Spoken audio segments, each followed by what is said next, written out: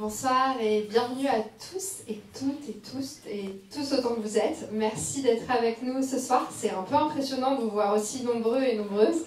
On ne s'attendait pas à rencontrer un tel succès dans une période un peu contrastée. Hein.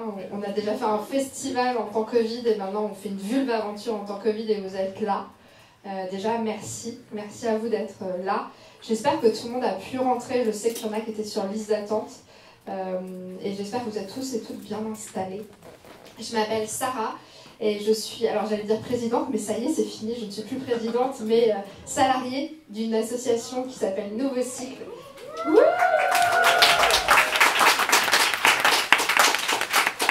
Et on est même 2 salariés, c'est un truc de fou. Pour celles et ceux qui ne connaissent pas Nouveau Cycle, c'est une association qu'on a créée il y a 3 ans maintenant, on va fêter nos 3 ans, autour des enjeux d'éducation aux menstrualités, aux sexualités plurielles, à la santé gynécologique et à l'idée d'inclusivité et de lutte contre la précarité menstruelle. On ne s'ennuie pas. Ce soir, je suis vraiment contente de vous retrouver pour cet événement qui est la Vulve Aventure. Ça faisait un petit moment qu'on n'en avait pas fait et c'est un format qu'on aime beaucoup. On a pris un énorme plaisir à préparer cette soirée et c'est vrai que ça nous donne envie d'en faire encore plus. Je tiens à remercier le Pourquoi pas Café qu'on peut applaudir hyper fort pour leur accueil.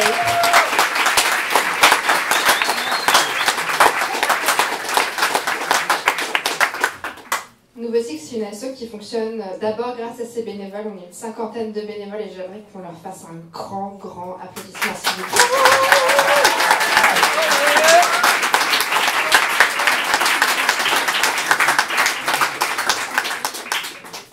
Je remercie aussi tous nos partenaires qui nous soutiennent. Alors, je ne vais pas faire la liste exhaustive, mais on a la chance d'être soutenus par à peu près toutes les collectivités locales. Donc, c'est quand même juste génial et ça nous permet d'avoir des emplois et d'être payés pour notre travail, enfin, donc c'est trop bien. Je voudrais aussi remercier nos intervenants qui ont dit oui sans hésiter et avec qui on s'est éclaté à préparer ce temps. On espère que vous prendrez autant de plaisir que nous. Et remercier aussi la troupe de théâtre, les Caves en dessous, qui va jouer, alors je vais vous en dire plus dans quelques instants. Et aussi Margot, qui nous fait la captation vidéo et audio, donc on pourra retrouver cette vulve aventure sur notre YouTube dans quelques semaines. Il y aura des temps où le public sera filmé, notamment pendant les questions. S'il y a des personnes qui ne souhaitent pas être sur les images, on aura un temps d'entracte, donc n'hésitez pas à aller voir Margot, tu peux faire coucou. Voilà, n'hésitez pas à aller lui faire signe et du coup nous on prendra soin de vous flouer sur les images pour que vous n'apparaissiez pas. Votre consentement est important pour nous. Je remercie aussi les personnes qui tiennent les stands. Au fond, vous aurez l'occasion d'aller les revoir si vous ne les avez pas encore vus. Le stand contraception testiculaire avec Stéphanie. On peut l'applaudir.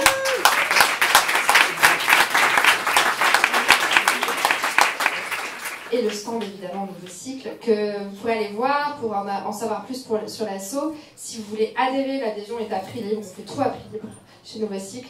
Adhérer, ça sert à quoi? Ça sert à être tenu en priorité, informé de nos événements, mais aussi soutenir les actions qu'on porte, notamment on est en train d'écrire un livre blanc de la gynécologie en France.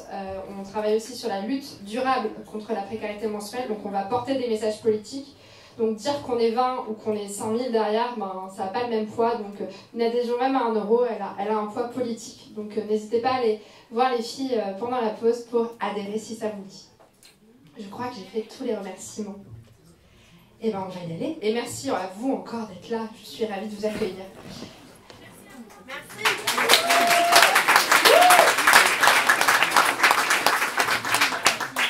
Alors on va rentrer dans le vif du sujet. Alors je vais commencer par une définition de Wikipédia sur les masculinités. Ce serait donc un ensemble d'attributs, de comportements et de rôles associés aux garçons et aux hommes. Bon, on est guère plus avancé. La masculinité reste cependant à distinguer de la définition du sexe biologique masculin. On y reviendra. Pour Pierre Bourdieu, la virilité, autre terme qu'on entend souvent, c'est une notion éminemment relationnelle, construite devant et pour les autres hommes, contre la féminité, dans une sorte de peur du féminin et d'abord de soi-même.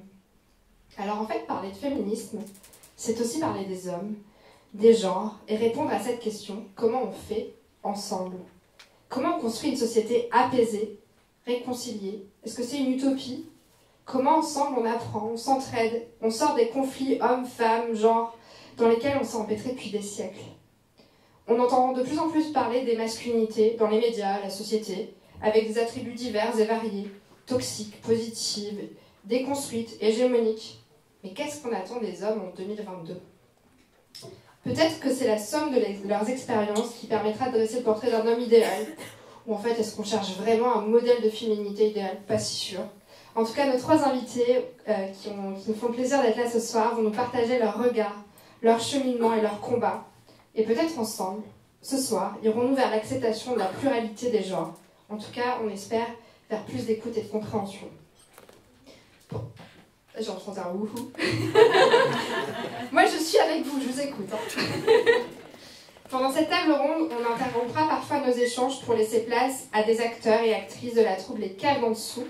Je remercie Camille, Alexia, Guillaume, Vincent et Samuel qui vont aujourd'hui improviser à partir de nos propos. C'est un exercice original que nous nous réjouissons de tester avec vous. On ne sait pas ce qui nous attend. Et eux non plus.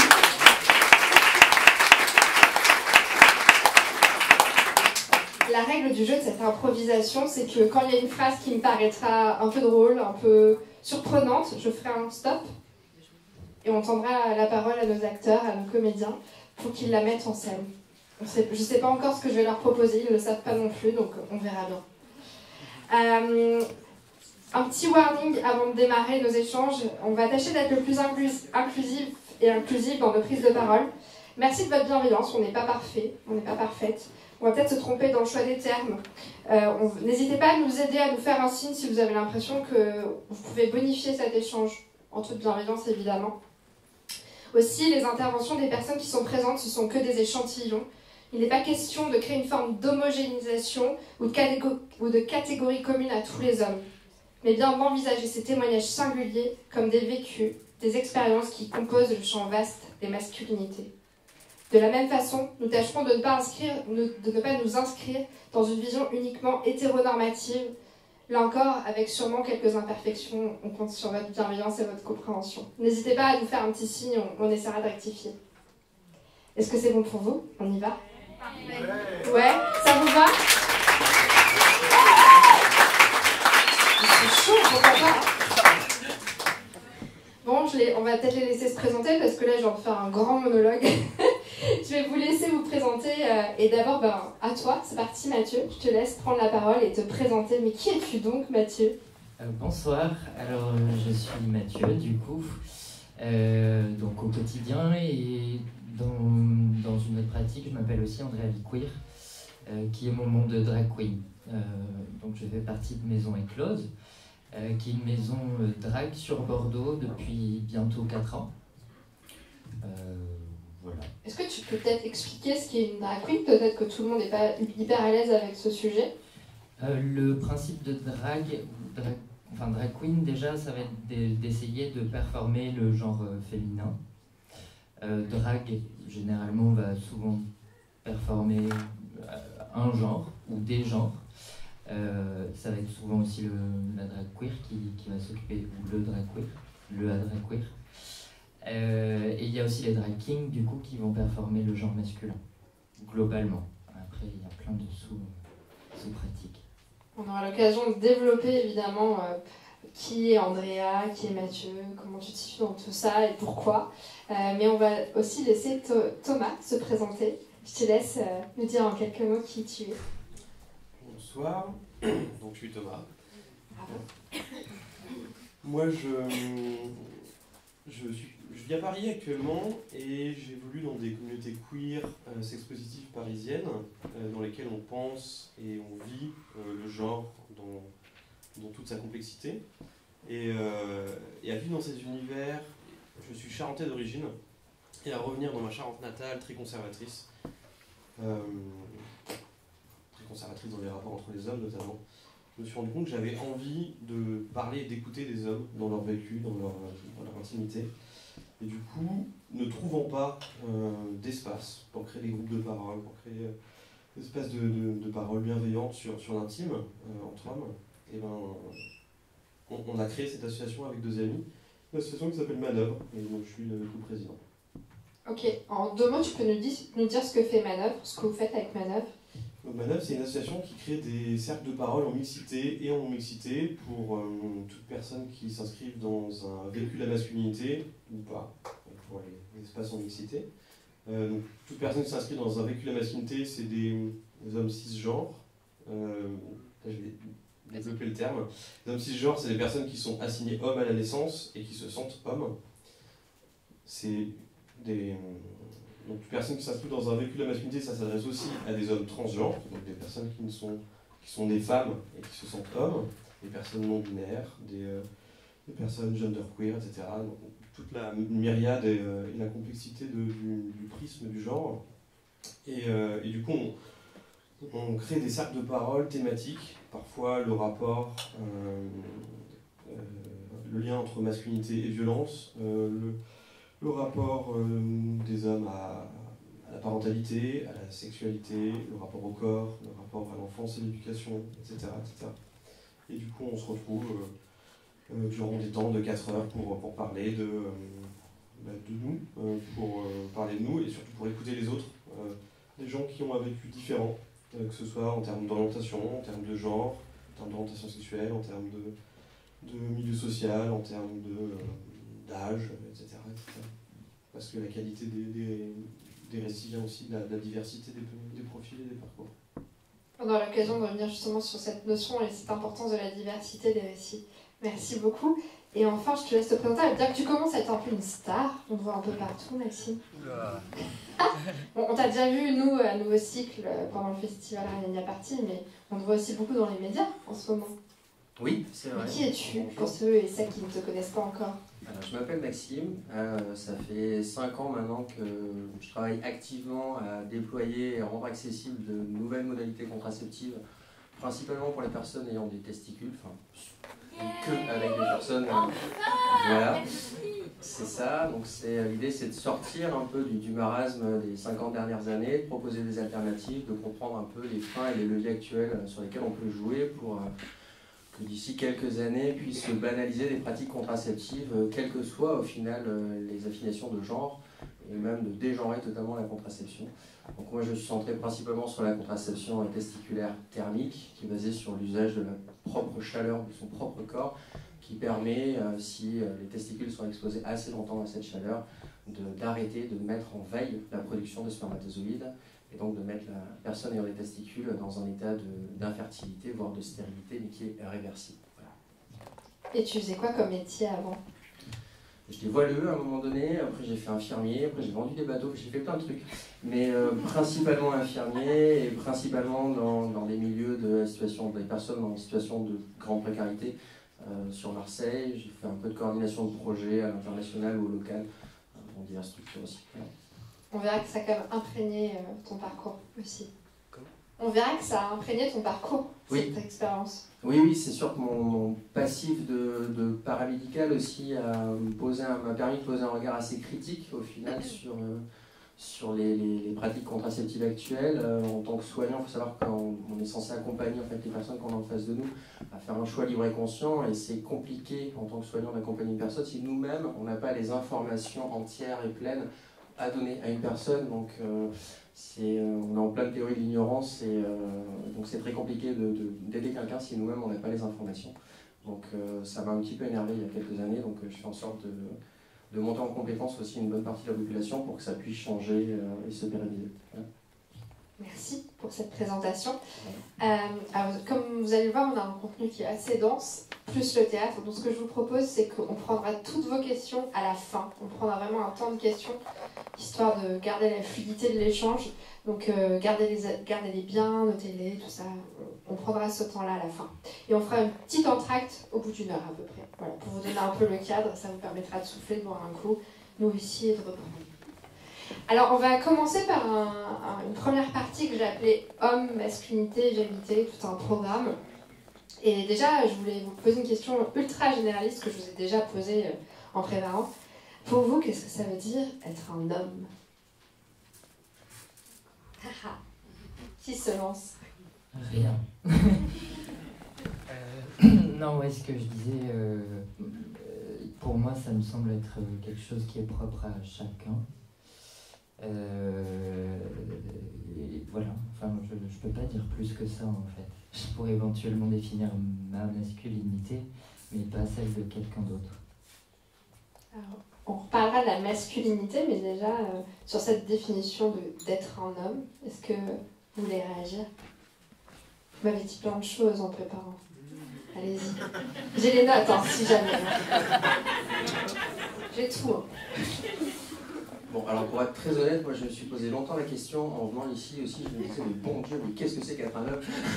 J'ai cherché un moment. J'ai pas trouvé non plus en fait, parce que au final, je rebondis un peu sur ce que disait Mathieu. C'est vrai que c'est rien, mais c'est. En gros, c'est un ensemble de vêtements et de postures, de possibilités qui sont là, posées, assez bien définies, qu'on peut enfiler, qu'on peut enlever. D'où le principe du drag, de la drague. C'est vraiment un jeu au final, mais quand on enlève tous les vêtements, qu'est-ce qui reste? En fait, il reste un corps, il reste un humain, il reste une sorte d'idée d'une humanité. Et du coup, en répondant à la question à Sarah, je dis que franchement, homme, je sais pas, donc je vais répondre au final plutôt sur qu'est-ce que c'est qu'être un être humain, et sur cette polarisation en fait du corps entre un côté plutôt yin et un côté plutôt yang, sur un fonctionnement qui est polarisé. Il y a deux yeux, il y a deux jambes pour stabiliser le corps. Il y a quelque chose comme ça dans le corps qui fait que peut-être qu'on pourrait imaginer d'autres concepts derrière. Et il y a, être humain, ça va pour moi faire sens dans le sens de dire... Je suis en train de m'embrouiller dans ce que je suis en train de dire. L'idée, c'est de définir au final mes propres limites par rapport à celles de l'autre. Et c'est déjà un premier travail dans un cadre de bienveillance, de voilà, savoir... Ce que je ne veux pas faire à l'autre, je ne peux pas le faire à moi, et inversement aussi. Et à partir de là, on peut commencer peut-être à imaginer ce que peut être un être humain. Au-delà de hommes et de femmes qui ne sont que des habits qu'on peut tous enfiler et enlever à tout moment aussi. Voilà. Est-ce que tu veux rebondir? Oui, juste rapidement pour compléter, moi quand je discute avec des amis d'enfance charentais, pour eux c'est... Ne stigmatisons pas la Charente. Pour eux c'est toujours très évident, un homme, biologiquement, c'est des organes génitaux masculins, c'est des chromosomes XY. Dans les faits, on se rend compte que c'est un peu plus compliqué que ça, que la génétique ne définit pas pour autant la manière dont le corps va se développer. Il y a des hommes qui ont des chromosomes XX, il y a des femmes qui ont des chromosomes XY. On se rend compte que donc, du coup, la génétique ne suffit pas, l'apparence ne suffit pas. Il y a des hommes qui n'ont pas de testicules, qui n'ont pas de pénis, il y a des femmes qui en ont. Et alors qu'on pourrait rentrer sur la thématique d'un point de vue légal, qu'est-ce que c'est que être homme? Sur l'état civil, c'est le genre qu'on va nous donner à la naissance, qui est constaté par la personne qui fait accoucher, en tout cas qui constate à la naissance, souvent sur l'observation des organes génitaux. Et plus tard, quand les gens, si pour certaines personnes qui changent de genre, il est nécessaire de faire valider le changement par des psychiatres. Donc il y a une psychiatrisation du genre où les individus ne sont pas libres à l'heure actuelle de décider eux-mêmes ou elles-mêmes de leur propre genre.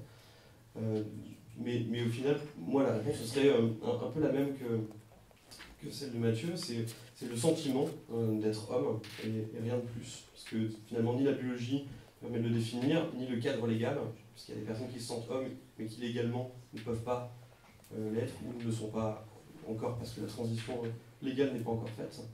Donc c'est vraiment plus un sentiment d'identité plus qu'autre chose.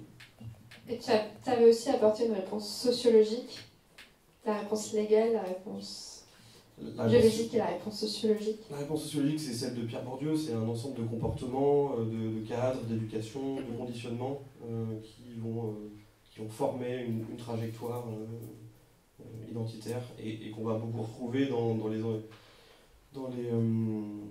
toutes ces injonctions à sois un vrai homme versus ne fais pas ça parce que c'est pas un truc d'homme.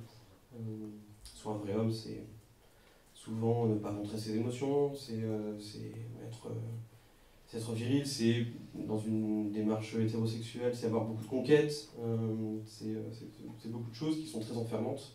Et voilà. Merci. Et alors du coup, tu as commencé à l'évoquer, le concept de masculinité, comment vous le voyez? C'est quoi votre représentation de cette masculinité ou des masculinités?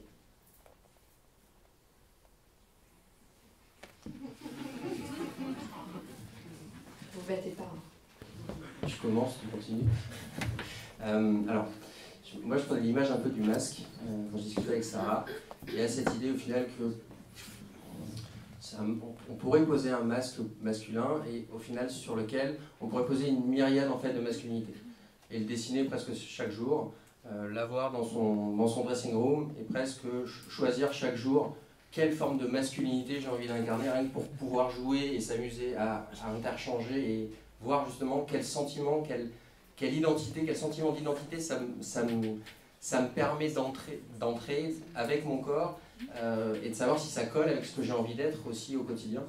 Et je le vois vraiment au final comme une sorte de fractal, une myriade en fait de possibilités, qu'il est possible aussi de composer un masque avec des masculinités plurielles et des fémininités aussi plurielles, je pense plus largement. Voilà.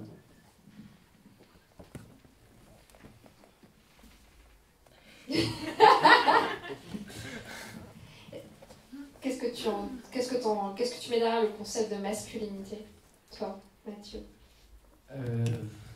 Plein de choses. Justement, je pense qu'il y a vraiment ce côté de pluralité dont tu parles, de facettes. Et oui, du coup, pour moi, ça me paraît assez flou parce qu'au final, il peut y avoir une masculinité qui va parler à une personne vraiment, et autant toutes les autres ne vont pas lui parler. Du coup, ouais, je pense que c'est peut-être aussi une question d'orientation, de choses que tu acceptes dans ton identité pour te construire dans un genre en tout cas. Est-ce qu'il existe une seule masculinité ou des masculinités et lesquelles? Thomas?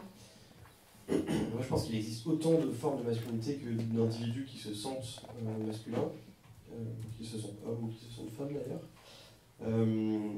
et qui sont construites sur plein d'aspects, plein de vécus différents. Moi je suis blanc, pour une personne qui n'est pas blanche. Je pense que l'expérience de la masculinité dans une France où le racisme est présent est très différente de celle que j'ai pu avoir. Pour une personne qui est homosexuelle, bisexuelle, hétérosexuelle, les expériences du vécu, du genre sont très différentes. Les violences ordinaires ne vont pas être les mêmes. La même chose peut se décliner sur cisgenre ou transgenre, sur le milieu social. Être un homme issu d'une classe populaire ou issu d'une classe bourgeoise va forcément morceler, ou en tout cas façonner des expériences du masculin qui vont être très, très différentes. On n'a pas les mêmes référentiels sur ce qu'est être un homme dans un milieu populaire ou dans un milieu bourgeois, etc. Et du coup, le croisement de ces différents paramètres sera différent en fonction de chaque individu. J'aimerais que tu nous définisses la notion d'intersectionnalité dans les réflexions sur les masculinités, si tu veux bien, qui est un sujet que vous évoquez beaucoup au sein du collectif Manœuvre.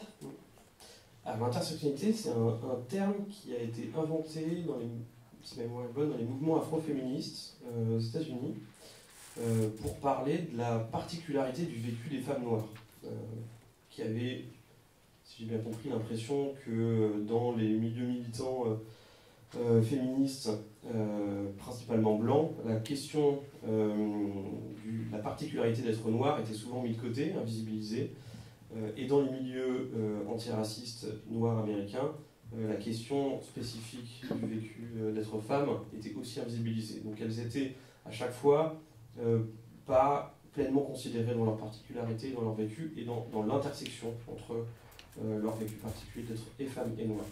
Et donc l'intersectionnalité, de moi ce que j'en comprends, c'est de prendre en compte le fait qu'on ne voit jamais, le monde n'est jamais uniquement sur une grille de lecture simple qui est soit celle du genre, soit celle de racisé, soit celle de la lutte des classes, soit celle d'avoir un corps valide ou non valide, mais souvent un croisement de plusieurs de ces paramètres-là.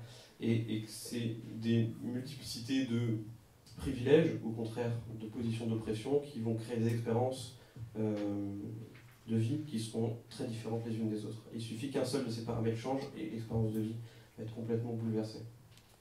Est-ce qu'il y a un risque justement à essentialiser la masculinité? Ça, c'est un peu tout le travail d'une sociologue australienne qui s'appelle Raymond Connell, qui a beaucoup travaillé sur les masculinités avec un S, qui a défini toute une échelle de masculinité, c'est peut-être pas forcément le moment de le détailler, mais qui en gros est parti du principe qu'on parlait souvent des hommes comme d'un groupe homogène, cohérent, qui partageait les mêmes privilèges, les mêmes comportements, les mêmes actions. Alors qu'en réalité, il y a une multiplicité de vécus, et comme on en parlait dans le concept d'intersectionnalité, des particularités d'oppression aussi vécues, et qu'au sein du groupe des hommes, ce grand groupe imaginaire, qui aurait des rapports de pouvoir, des rapports de compétition, et des rapports de force permanents sur une espèce de course à l'accession à ce statut d'être un vrai homme, et qui s'incarnerait beaucoup dans des rapports de force et d'humiliation permanents, notamment pour ces masculinités qu'elle appelle les masculinités marginalisées, donc les personnes qui ne sont pas hétérosexuelles dans un système homophobe, les personnes qui ne sont pas cisgenres dans un système transphobe, les personnes qui ne sont pas blanches dans un système raciste, etc., etc. Alors j'ai une petite proposition à vous faire. Il y a une petite phrase que j'ai notée.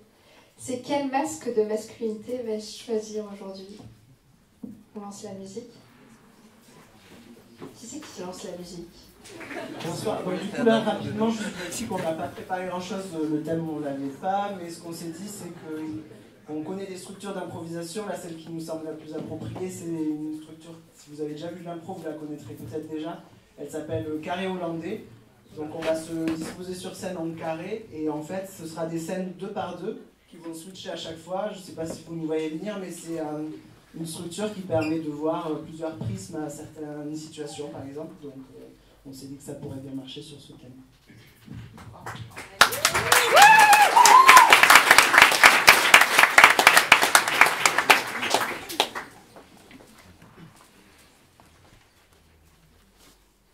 Doudou? Ouais. T'es prêt? T'es sûr de vouloir y aller? Oui. T'as choisi ta tenue? Bah ouais, comme d'hab. J'ai pris ma chemise blanche. Tu vas mettre quoi comme masque pour aller avec? Bah, je sais pas, je pensais le masque de lapin, tu vois. Blanc sur blanc. Le masque de... Ah non, tu vas être ridicule, mon chat. Non, arrête. Bah quoi? T'as choisi le papillon va très bien avec le lapin, tu vas mais pas moi, me le le faire... papillon, il me va bien. Ah, parce que le lapin me va pas. C'est la 3e fois que je le mets de suite et tu me dis que le lapin me va pas, ça veut dire quoi? J'étais ridicule jusqu'à maintenant? Non, mais moi, je t'ai offert le masque de tigre, tu l'as jamais mis, donc après, je sais pas, mais... Le masque de tigre, tu le mets pas à toutes les occasions, et attends... Bah justement, là, c'est cool, on se fait un bon resto, sors-le. Robin, qu'est-ce que tu as fait de ma tenue? Papa, je t'ai dit que je voulais pas faire du rugby, ok? Ta tenue, je la mettrai pas, et de toute façon, elle est trop grande pour moi. Elle est trop grande. Et si tu musclais un petit peu ce corps frêle, là, tu pourrais rentrer dedans. Mais Et tu pourrais t'inscrire au rugby. Mais c'est pas la question, c'est pas une question de corps, c'est juste que ça me plaît pas, en fait. Ça me plaît pas. Ok? C'est pas parce que toi, papy, avait fait du rugby que moi je dois faire du rugby, je m'en fous. Il y a plein d'autres sports, merde. Dis-moi, qu'est-ce que tu voudrais faire comme sport? Mais je sais pas, laisse-moi le temps d'explorer. En fait, depuis que je suis né, tu me dis de faire du rugby, mais j'ai pas envie, moi, tu me fais chier. Bon, monsieur, détendez-vous. C'est doux, ça fait du bien. Ça hydrate. Ça va vous aider, monsieur. Vous voyez? Non, ça pique un peu, mais ça pique pas beaucoup, d'accord? Détendez-vous. Et vous me validez? La moutarde, c'est bon pour la peau. C'est New Age, c'est le nouveau masque. Ça va marcher. Vous l'aurez. Non mais... Mais détendez-vous, monsieur. Oui, j'ai un rencard ce soir et j'essaie de me faire beau, moi. Mais j'ai bien compris. Et là, le mec me dit, si tu veux, tu viens chez moi et je te montrerai toute ma panoplie de masques, tu vois. Bon, sur le coup, clairement, il avait mis un masque tendre ce soir-là, mais là, je l'ai senti un peu briller, tu vois. Ouais. Je savais pas. Bon, j'y suis allée, hein, mais bon. Franchement, c'est un piège. C'est à chaque fois la même chose. Ouais, je sais pas si je vais le revoir. En même temps, le masque coquin était pas mal, tu vois. Donc, je sais pas, non, tu vois. mais ça, c'est la peau secrète à chaque fois. Bon, par contre, le masque intellectuel, C'est un peu flat, quoi. Ouais. Un peu décousu. Écoute, ça m'étonne pas, ça m'étonne pas. À mon avis, il a pas encore une belle panoplie. Non, bah non, clairement, il en est au début de sa collection. Il travaille un petit peu. C'est compliqué, hein. Bah ouais. Bon. En même temps, il avait pas l'air d'écouter les conseils, donc a priori. Bon, je perds pas espoir. Non. Je te conseille d'y retourner. Bah du coup j'ai mis le kimono, tu vois. Enfin, je trouve que c'est déjà un peu plus dans le thème avec le masque de tigre. Bah ouais, mais du coup, le kimono, il va pas avec le papillon. Non, mais tant pis, mais c'est pas grave, mais c'est bien. C'est bien. On n'est pas obligé d'être raccord tout le temps. Ben non. Non, pour une fois, ce sera moi qui sortirai un petit peu du lot, et puis ça va, toujours les projecteurs sur toi, c'est bon?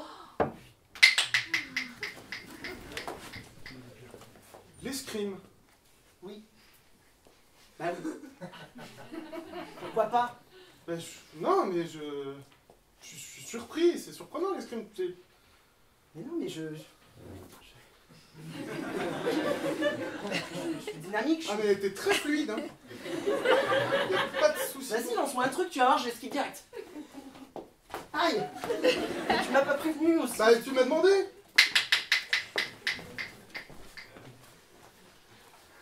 Alors, vous me trouvez comment? C'est bon? C'est pas mal, ouais. Ouais. C'est Je ferais bien un petit top-up ketchup dessus. Oui. Je suis pas assez rouge comme ça, parce que là, j'ai l'impression que ça a chauffé quand même. C'est trop jeune, c'est trop jeune. Non, non. Vous avez quelque chose pour les yeux qui pleurent? Écoutez, monsieur, on peut pas tout faire. Tu sais, le mec là, j'y suis retournée. Alors, il y avait des masques partout dans le salon. Le mec a fait un grenier, un vide-grenier, il a tout ramené. Il y avait un masque fan de tuning. Putain, celui-là, il tape, en même temps, c'est surprenant. Enfin, tu vois. Bah, il a fait des efforts, tu vois. Ouais. Après l'intellectuel, le tuning, c'est pas loin. Ouais, enfin, l'intellectuel, je crois qu'il l'a jeté ou il l'a remisé, je sais pas. Bon, bah, mieux, hein, mais. Au moins, il se renouvelle. Ouais, et puis il a chopé un petit masque pâtissier. Ouais. Bah écoute, il a des éclairs au café hyper bon, quoi.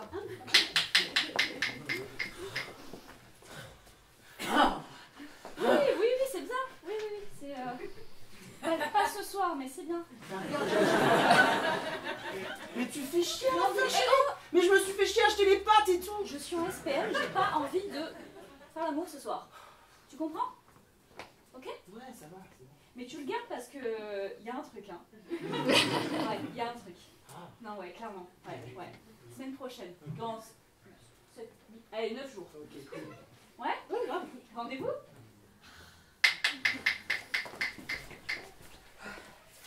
Vas-y, fiston! T'as planté celui-là, tu pourras planter le suivant! Tu vas y arriver, je suis avec toi!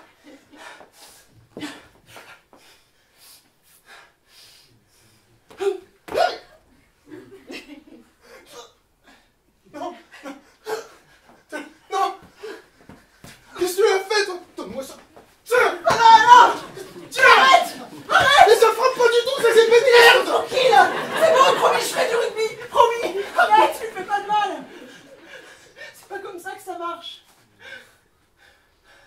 Tu m'apprendras? Non, vraiment, c'est... Tu vois pas que tout le monde nous regarde? Alors, ça a marché.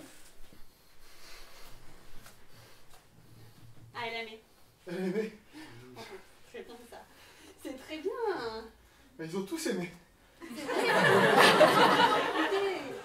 J'ai été le centre de la soirée. Ah, mais c'est ça, c'était ça. C'est pour ça qu'on fait ce métier. L'avantage, c'est que d'habitude, je suis timide, donc je deviens tout rouge quand je suis... Oui, et là, vous y étiez Ah déjà. bah, Ouais. ils y ont vu que Ah, du bah, feu. je suis contente pour vous. Mais Donc la prochaine session, moi j'ai pensé au wasabi. C'est vert, ça pique, c'est bien. Hein. ouais, je vous suis. Ouais. Super.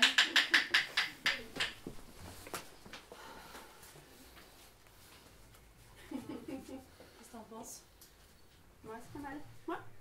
Écoute, j'ai un pote que j'ai vu hier soir, il me dit qu'il se fait des soins au wasabi, c'est hyper bien, donc je me dis qu'avant de revoir mon petit... T'es toujours sur le même là. Il a encore des masques à te proposer. Bah écoute, je me suis rendu compte qu'il était un peu plus complexe que prévu. Hyper rugbyman, hyper charentais, tu vois. Le mec fait des scrims pas bons, mais volontaires. Enthousiaste, tu vois. Ouais, franchement, je vais laisser sa chance au produit, tu vois.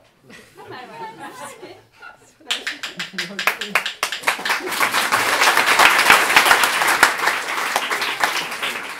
Bravo, la troupe, les caves en dessous. Est-ce que vous avez une petite réaction? Il y a des choses qui ont fait écho? La Charente, peut-être. On aime beaucoup le wasabi en Charente. Production locale. Justement, là, il y a des scènes moi, qui m'ont fait réagir à notre préparation, justement sur les injonctions liées au genre. Je pense que vous en avez tous subi de ces injonctions. C'est quoi les injonctions les pires dont vous avez l'impression d'avoir eu besoin de vous émanciper? Qu'est-ce qui a été un peu le déclic?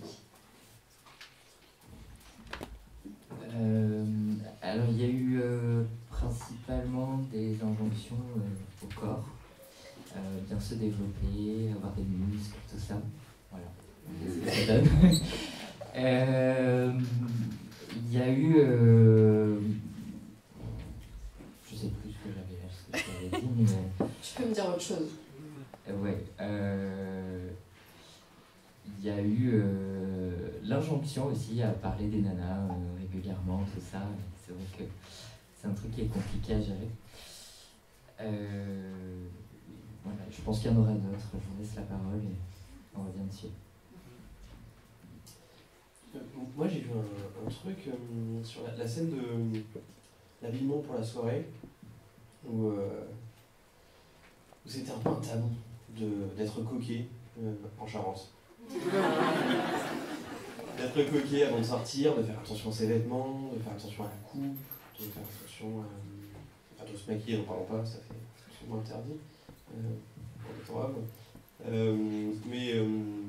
Ouais, c'est cette espèce d'interdit de l'attention à l'apparence, parce qu'être attentif à l'apparence, c'est un truc de gay. Et du coup, pour revenir à ce que disait Pierre Bourdieu tout à l'heure, cette hantise d'être perçu comme gay, qui est extrêmement présente.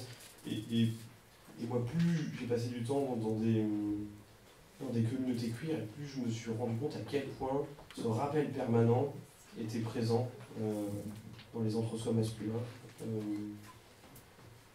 de par les autres, à ce besoin d'être homme. Et ce contrôle continu de ça c'est pas assez un truc d'homme, ça c'est un peu trop un truc de femmelette, de machin, bidule, et la place omniprésente de l'humour homophobe dans le champ lexical des insultes envers les hommes. Je vais pas le lister parce que je trouve ça assez horrible, mais il y en a vraiment beaucoup. Merci.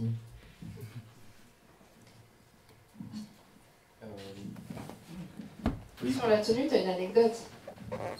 La jupe? Ouais.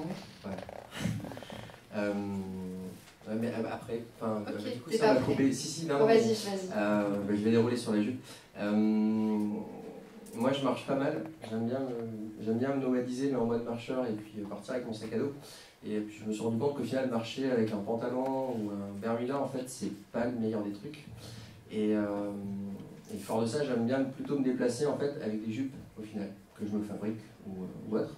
Et je trouve que c'est le modèle, en fait, clairement le vêtement qui est le plus pratique pour faire de la randonnée, quoi. Bon, pas de la haute montagne, ça s'entend, mais de la petite plaine, c'est juste parfait. Et clairement, se balader en jupe avec un sac à dos de randonnée, être confronté au regard des autres randonneurs qui arrivent tout bien équipés, en mode décathlon, ça leur laisse une marque assez indélébile dans leur regard. Mais eux aussi, en fait, me regardent. Et c'est ça le problème, c'est qu'il y a de l'étonnement, mais aussi il peut y avoir clairement du rejet. C'est pas qu'ils me rejettent volontairement, en fait, c'est que c'est tellement ancré en eux, ce truc-là, que automatiquement, ça vient réactiver ce mécanisme de défense-là. Ça, c'est un exemple parmi tant d'autres. Sur d'autres marches, comme sur le chemin de Saint-Jacques, par exemple, que j'ai fait quelques fois, je m'amusais tous les jours à offrir une rose. Donc tous les jours, je prends une rose, je le ferai à quelqu'un. Mais au pif, hein. homme, femme, enfant, peu importe au final, un marcheur ou un local, et en fonction à qui je donnais la rose, j'avais pas la même réaction. En fonction de comment était outillée la personne, est-ce que c'était plutôt une personne homme ou une personne femme? Personne homme, tu lui offres une fleur, gratuitement comme ça, tu la surprends, tu dis tiens c'est pour toi, passe une belle journée. Faites l'expérience, sur 10 personnes, vous allez avoir 10 réactions qui vont plutôt être des réactions de rejet au départ et d'incompréhension pure, en train de se dire mais qu'est-ce qui se passe? Est-ce que cette personne me drague? Du coup on rejoint l'homophobie derrière. Alors que pas du tout en fait, c'est simplement pour passer une belle journée, tiens prends. donc voilà. Après il y a des inventions aussi, donc on parlait du corps, on parlait des attitudes vestimentaires. Des mots aussi qui peuvent être reçus, et aussi dans le corps il y a tous les gestes. Tout ce qui va être geste un peu trop fluide, ça peut être compliqué. Quand on peut être avec des copains ou qu'on va se retrouver justement dans des milieux un peu plus fermés et d'entre-soi, d'entrer en fait dans une fluidité du corps, se mettre à danser en tant que garçon, ça peut être vécu aussi par l'autre, par le groupe en fait, comme quelque chose qui peut mettre en danger au final l'intégrité de ce groupe-là. Donc voilà. Après, il y aura chacun d'expérimenter et de faire. Voilà. Merci. Tu laisses rebondir, Mathilde? Et oui, du coup, deux choses reviennent.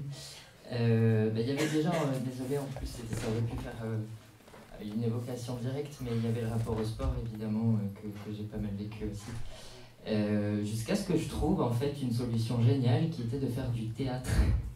Parce qu'en fait, aucun sport ne me convenait.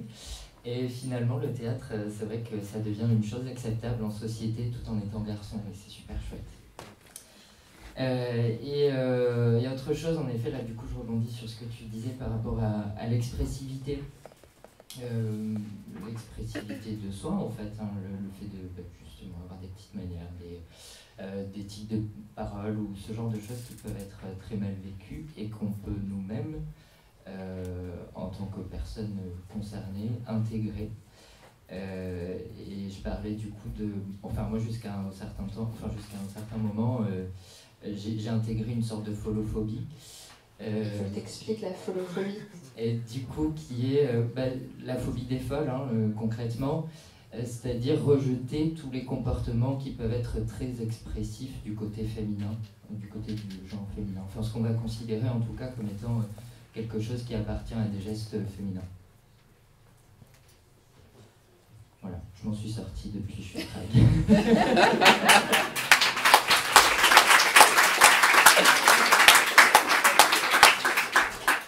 Alors justement, de ce genre imposé avec des injonctions au genre choisi, comment vous avez placé le curseur? Est-ce qu'il y a eu un déclic ou une série de déclics? Et comment aujourd'hui vous placez ce curseur et comment vous définissez? Est-ce que vous définissez ou pas dans ce spectre du genre? Peut-être qu'on peut parler de ce que c'est le spectre du genre avant d'entendre votre réponse. Est-ce que tu veux expliquer ce que c'est le spectre du genre? Avec plaisir, j'espère ne pas faire de bêtises. Mais le spectre du genre, moi je me le représente comme un espace dans lequel il y a deux pôles, le masculin et le féminin. Et en fait, le genre, ça va être tout ce qui entoure et tout ce qui est entre ces deux pôles. J'espère avoir été clair. C'est comme ça que je vois la chose. Peut-être que vous avez deux définitions, je sais pas, du spectre du genre, ou des genres du coup.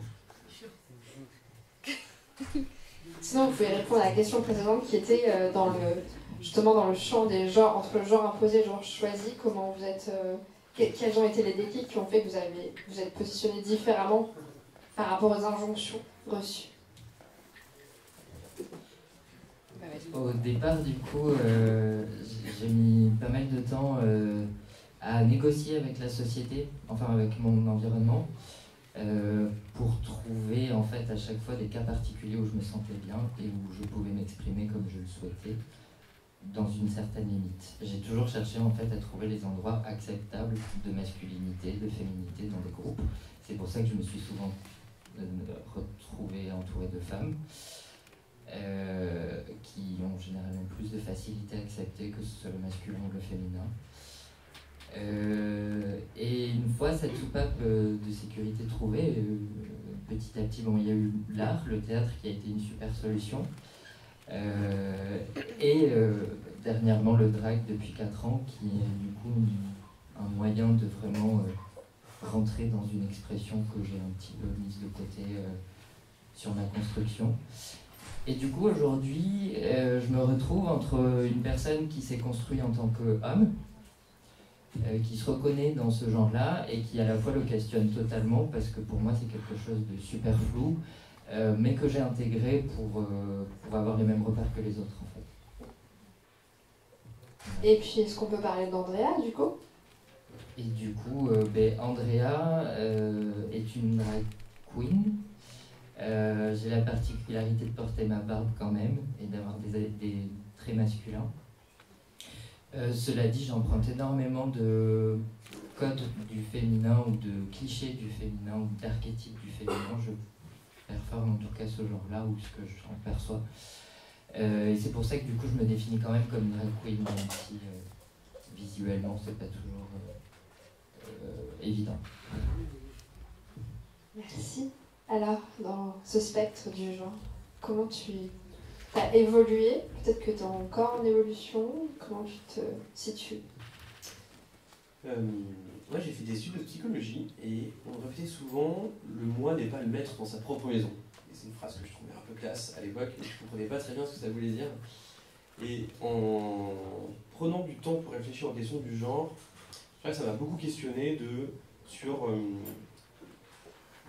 dans tel ou tel comportement, est-ce que c'est vraiment moi Thomas qui m'exprime ou est-ce qu'en fait c'est une construction genrée qui parle à travers moi?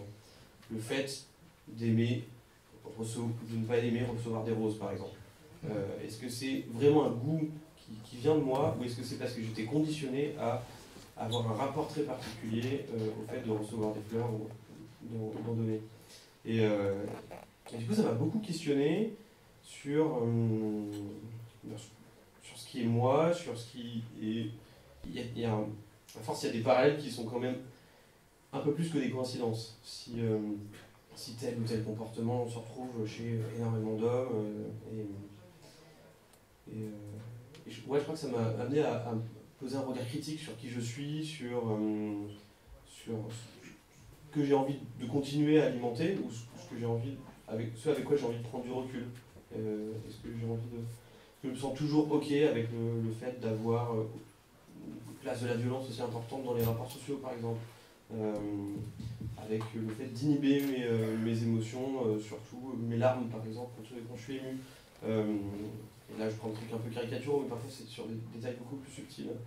Et je crois que je ne suis pas forcément décidé, mais de re-questionner ce qu'on considère, est-ce qu'on qualifie comme masculin ou féminin, finalement ne devrait pas être masculin ou féminin, mais devrait juste être des émotions, devrait juste être des goûts, tout simplement. Et en prenant un peu de la distance par rapport à ça, je crois que je me sens plus à l'aise et plus en phase avec moi-même aujourd'hui. Merci. Et toi, Maxime? Bon, alors le genre et le spectre du genre, c'est un concept, d'accord? Ça n'existe pas, en soi. Donc, moi, de ce côté-là, maintenant, je me détends beaucoup plus. Ce n'est qu'un outil parmi tant d'autres dans la boîte des outils qu'on a en tant qu'humain. Donc, cet outil, on peut dire qu'on l'a utilisé pendant plein d'années. On peut aussi le poser à un moment donné et se dire collectivement, on n'en a plus besoin de ce truc-là. Voilà. Le genre entraîne une catégorisation. Donc, c'est intéressant pour différencier les choses, mais si on pousse la différenciation, on arrive à l'isolement, en fait, et à l'opposition. Et c'est le problème du genre, parce qu'il est présenté suivant un fichier Excel, un tableau comme ça. Et c'est pour ça que l'idée de la sphère, de le présenter déjà autrement, conceptuellement, ça peut être intéressant, parce qu'on peut se positionner différemment à l'intérieur de cette sphère. On peut à tout moment renégocier où on en est. On peut à tout moment explorer, se tromper réellement, et on peut à tout moment revenir de là où on est parti. C'est ça qui est intéressant dans le spectre du genre. On peut évoluer à l'intérieur. Moi, j'ai évolué un peu... au départ, j'étais un peu câblé différemment, du coup, j'avais déjà des trucs qui pouvaient plutôt s'apparenter à des choses qui pouvaient être plutôt féminins, sur des trucs à la con, mais genre le travestissement en tant qu'enfant, des choses qui pour moi me semblaient bien, mais en fait, c'était pas bien. C'était pas... Voilà. Et après, il y avait des trucs, par contre, genre la contraception, j'ai compris des trucs à 33 ans à peu près. Voilà, ça m'a pris beaucoup de temps de comprendre qu'il y avait aussi des constructions et qu'elles étaient aussi dépendantes en fait des constructions genrées. Voilà. Donc j'ai évolué à la fois parce que j'avais des caractéristiques au départ qui me permettaient de naviguer un peu à vue et de confronter une réalité, et après je me suis pris des portes et petit à petit j'ai renégocié en fait qui j'étais et qui je voulais être dans ce spectre de genre, et je me laisse le droit d'évoluer et de changer chaque jour au final pour expérimenter. En préparant cette table ronde, j'ai une personne pour qui j'ai beaucoup d'estime et qui a des enfants et qui m'a dit en fait le truc c'est que moi sur cette question du genre, la masculinité, je suis perdue, j'ai un petit garçon et je sais pas comment lui expliquer son genre, la masculinité, je sais pas comment l'élever. Alors j'avais envie de poser une question, si vous parliez à l'enfant, c'est peut-être plus facile que de se projeter à un enfant qu'on n'a pas. Comment vous aborderiez cette question de la masculinité, du genre? En tout cas, comment vous auriez aimé qu'on vous l'explique? On a parlé des injonctions, mais finalement, comment on idéaliserait ça? Ils font les surpris alors que je leur avais envoyé des questions.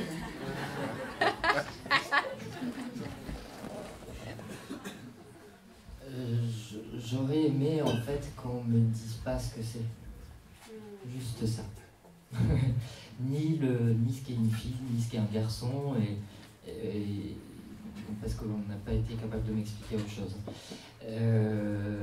Mais du coup, ouais, je pense que c'est ça, juste pas me donner de limites, pas me dire... enfin voilà, si je vois un petit garçon aujourd'hui, je lui dis, écoute, te pose pas la question de ce que c'est un garçon ou une fille, tu vas bien trouver toi-même, comme tout reste dans la vie, en fait, on le trouve soi-même, donc vas-y, fonce, fais ce que tu veux. Ça va pas définir si t'es un garçon ou une fille.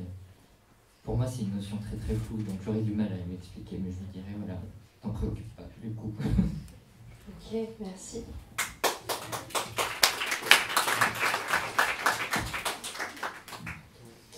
Moi, j'ai une amie qui vient d'avoir une petite fille qui est terrorisée à l'idée de lui donner une éducation trop genrée, comme celle qu'elle a reçue. Et souvent, en discutant avec elle,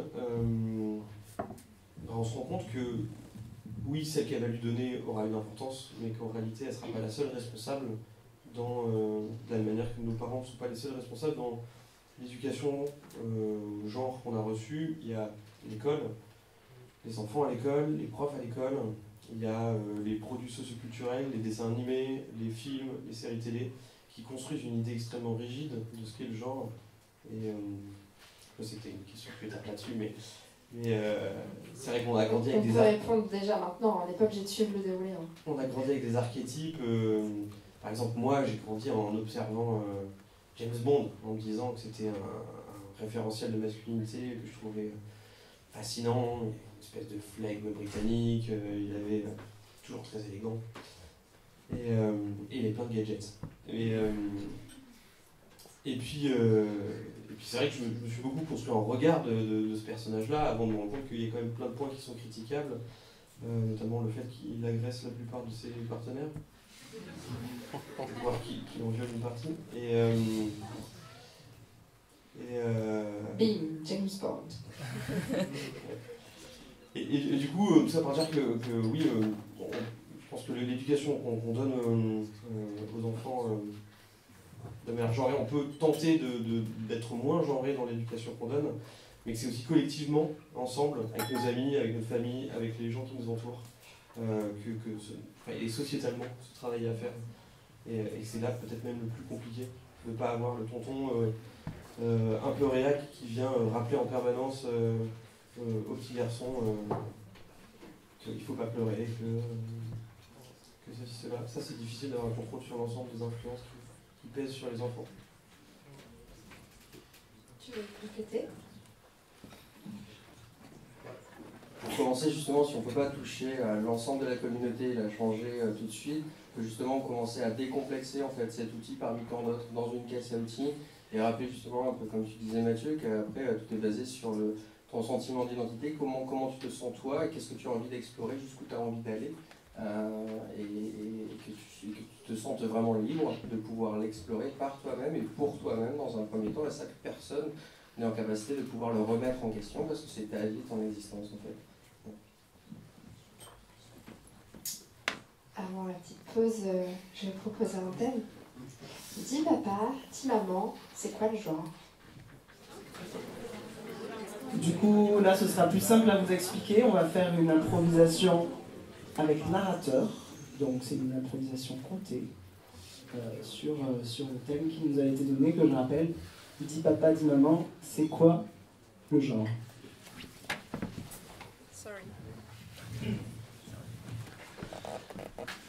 Il était une fois, dans une petite maison du sud-ouest de la France,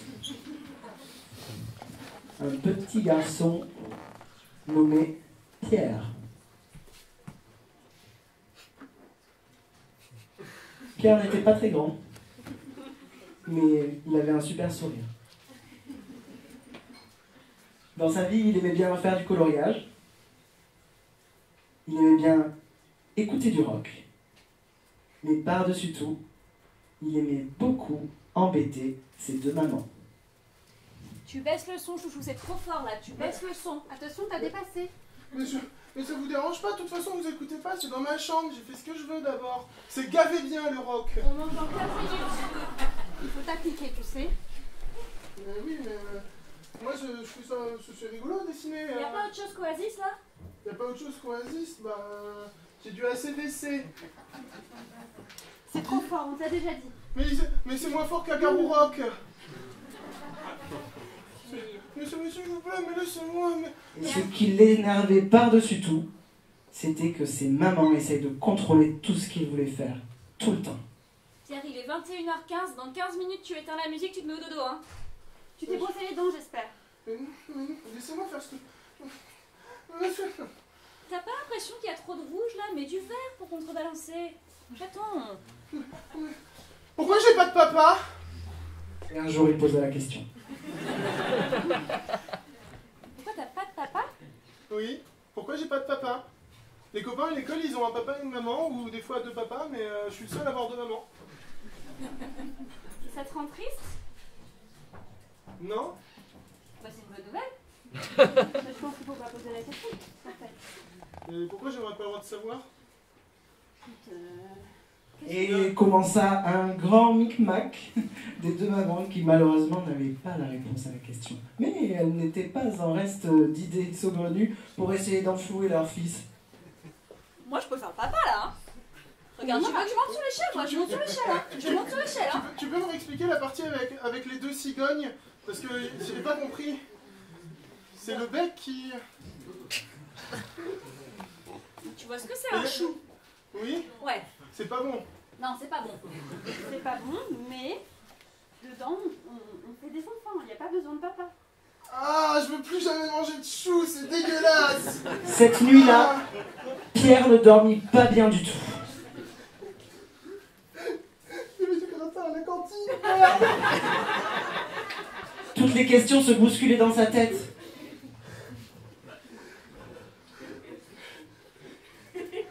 C'est les enfants, ils naissent dans les choux, mais à quoi ça sert d'avoir des parents?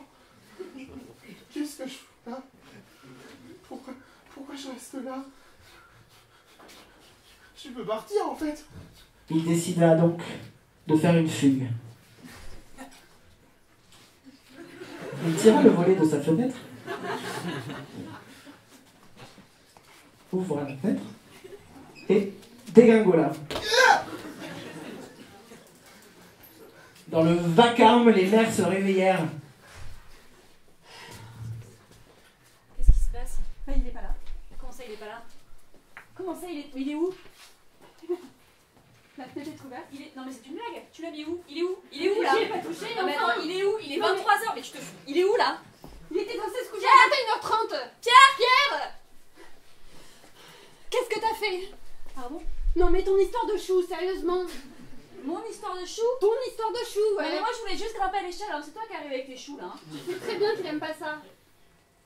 Enfin, bon, on savait. La psy, elle nous l'avait dit. quelqu'un doit endosser le rôle du père. Et il faut qu'on mette Je vais voir dans le garage, tu vas voir dans la voiture. Pendant ce temps, Pierre rampait dans les buissons. À un moment, il crut entendre un renard ou quelque chose qui ressemblait à un mammifère.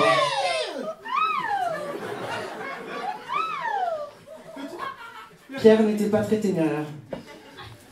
Hé le renard, j'ai pas peur. Les bruits dans le jardin s'intensifiaient. Et il se mit à avoir très faim. Il décida que finalement, une fugue, ça pouvait peut-être attendre encore quelques semaines. Que les réponses à ces questions se trouvaient sûrement dans le futur. Non, moi je veux manger le renard. Ah non. Il laissa cette idée de côté. Rentra chez lui, auprès de ses deux mamans, terrifiées.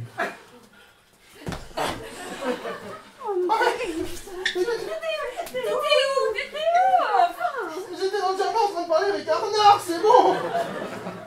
Vous avez arrêté de me protéger tout le temps, j'ai le droit de faire... Mais me balader. ça sert à ça, un parent. En fait, on est là pour ça, tu vois. Oui, mais moi si je peux pas m'amuser, je peux pas découvrir. C'est vrai. Il faudrait vous inquiéter si vous avez des renards dans le jardin. Sans moi, vous l'auriez pas su. C'est vrai, chérie. Peut-être qu'on ne fait pas assez confiance. Ils décidèrent donc de faire un pacte, tous les trois, qui les unirait pendant les années qui viendraient et qui leur permettra d'avoir une éducation plus fluide. Je comprends, mais hein. C'est comme ça. C'est comme si j'avais vraiment votre sang qui coulait dans mes veines.